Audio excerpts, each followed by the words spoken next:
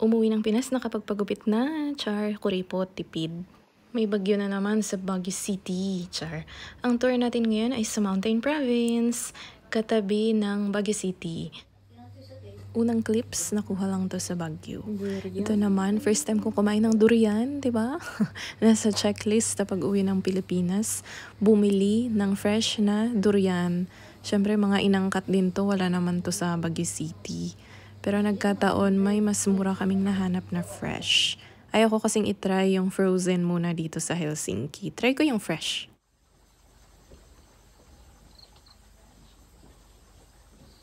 Gawis ay Mountain Province. Ito na tayo sa probinsya ng Mountain Province, lalawigang bulubundukin. Ano ang history ng bakuran at bahay?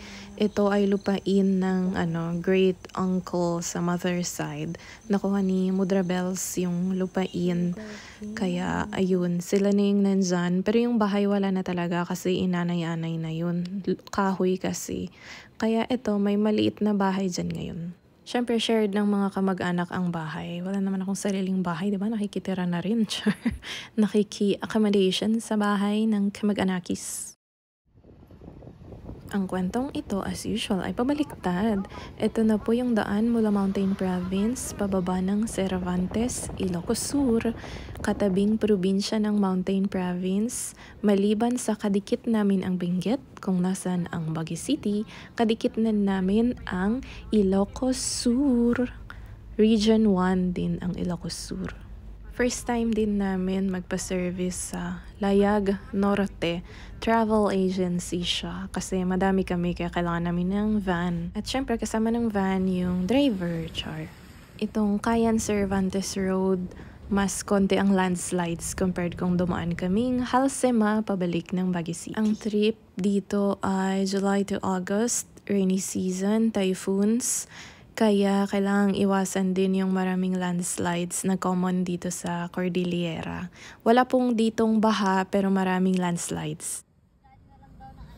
Ang parating ito na may malalawak na palayan ay nasa Ilocos Sur na ito from Cervantes. Ang totoo hindi ko na maalala yung pagkasunod-sunod ng mga bayan kasi hindi ako taga dito, di ba? Pero lumabas na lang kaming Ilocos Sur at pabalik ng Baguio City. Pa-nature views na lang tayo kasi babaliktad ito nung uwian na to Baguio City. Ang videos after nito ay sa Mountain Province na talaga.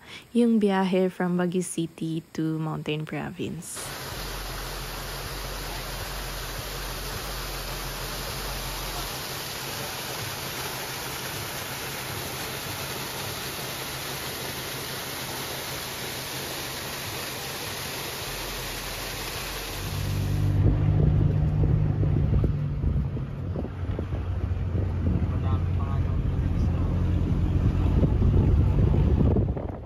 Ito na yung mga foggy na daan from Benguet Province to Mountain Province.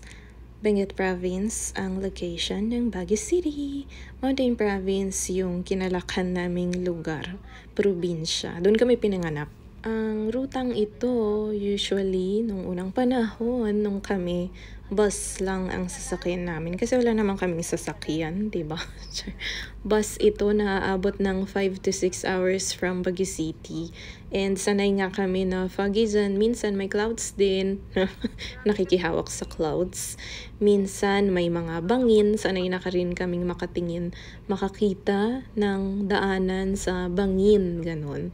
And maraming parts dyan. May mga bayan-bayan na nagbebenta rin ng mga gulay, mga local na tanim.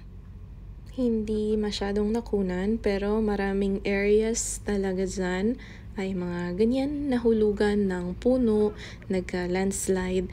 Maraming parts na din dyan na na-clear na ng gobyerno, diba? Gumagalaw po talaga ang ating gobyerno, huwag tayong maarte. At ang tawag dyan ay Halsema Highway galing Benguet Province.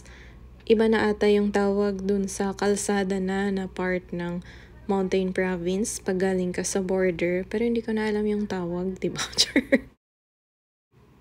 Bundok at ulap. Maraming nadadaanan na mga mini falls fresh water na galing sa bundok. Ito yung mangga na galing Mountain Province, tanim ng lola. Kung maulan sa Baguio City, Benguet Province, maulan din syempre sa Mountain Province. Char. Ito na yung bakuran ni Mudra Bells. May mga kawayan, fruit trees. May mga turmeric din sa baba, pero hindi daw pala nila tanim yun. Nakiki-video lang ako eh. Char. Tahimik at maulan sa probinsya. Yung corner na may mga mini fence ng kawayan, dyan nilalagay yung biodegradable waste. Baong ampalaya from Baguio, niluto sa Mountain Province. Ulam na!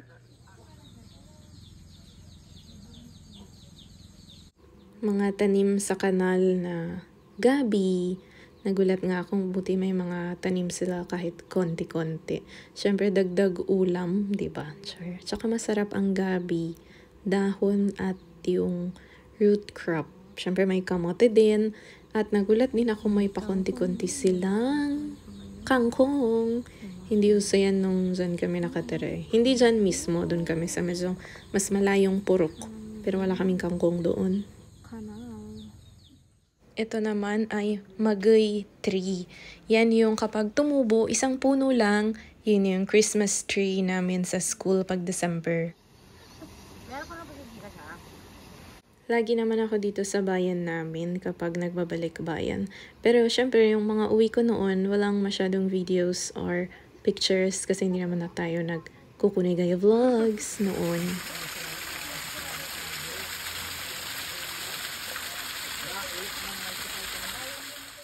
Ang bayan na to ay talagang farming. Mga gulay namin pinapadala sa Baguio City. Farmers din yung parents namin and parents ng parents, maliban sa lolo namin na nagtrabaho sa kumpanya. Pero yun nga, malaking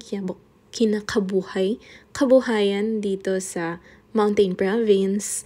Maliban sa palay ay mga gulay at maraming gulay pinapadala sa Baguio City.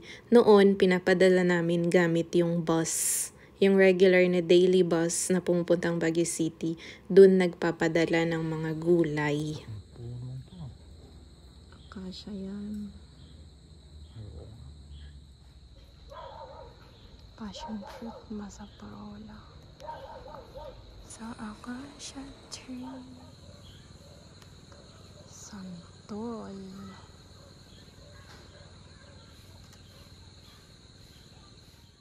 Mga bunga ng santol nasa kalsada lang.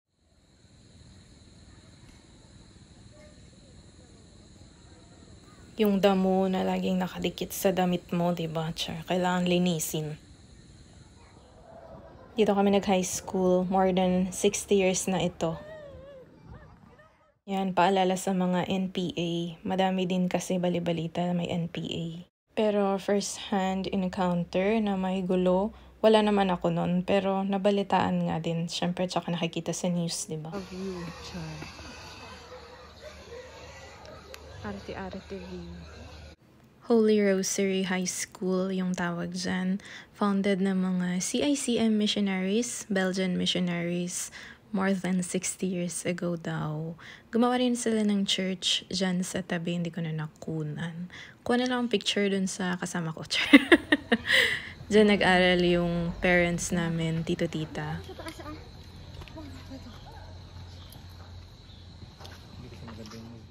Sa harap na green, yun yung convent, tapos sa likod yung simbahan. Courtesy of Ate Du, yung picture. Hi, Hibiscus! Baka paningin yung isa. Oh, ganda mo!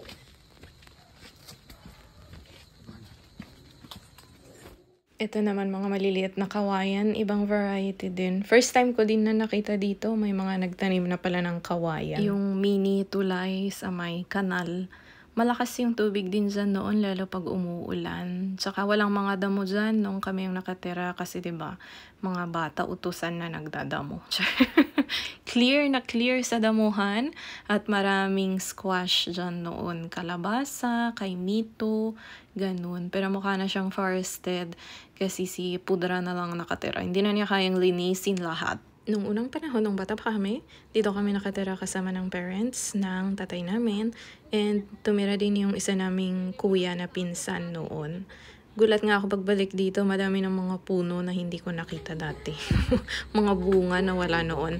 Ang sangkatutak na marami dyan noon ay mga bayabas. Ngayon mga bugnay, ganun, mangga. Marami pa rin namang kalamansi, kahel, dalandan, ganun. May unas, yung sugarcane. Pero nagulat ako dyan sa bugnay talaga. Nagulat din yung mga kasama namin kasi taga-baba sila, di ba? Sabi nila sa Pangasinan, wala na daw halos mga ganyan doon. Kailangan din violet to para masarap. Mini. Mini version. Uy, ito yung maliit doon na bulan ni ang kalagawa ni. Pero hindi siya bulan, nakalimutan ko rin tawag. Shoot to guys. Bulan. May kakain dyan, Ron. Oo, ate. Mas masarap lang pag violet talaga. Ayusip pala yung tawag dyan sa mini na bugnay.